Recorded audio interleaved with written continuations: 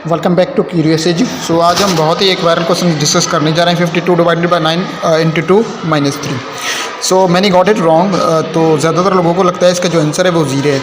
तो इसका answer zero नहीं है। वो क्यों नहीं है तो इसके पूरा वीडियो को आप देखें तो इसकी आंसर किस तरह ज़ीरो बनेगी और ज़ीरो इसका जो आंसर है वो क्यों नहीं है वो आज समझ लेते हैं।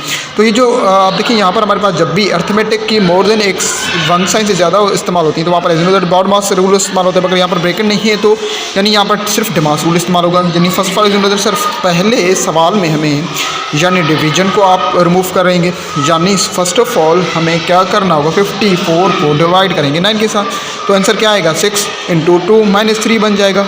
अब 6 to 2 and 12 minus 3 is equals to 9, यानी इसका जो आंसर है वो क्या आ रहा है हमारे पास 9 अकॉर्डिंग टू डिमास रूल। अब इसका जो है बॉड मास के रूल के थ्रू इसका जो जीरो आंसर आएगा वो किस तरह आएगा 52 divided by bracket 9 into 2 minus 3। अब इस दैट जब भी बॉड मास रूल आएगा जो ब्रैकेट के अंदर जो चीज़ें होती है सबसे पहले हमें वो सॉर्ट आउट करनी पड़ती है। यानी फर्स्ट ऑफ ऑल यहाँ पर आपके पास 9 इंटू 2 आप सॉल्व करेंगे जो बनेगा 18 माइनस 3।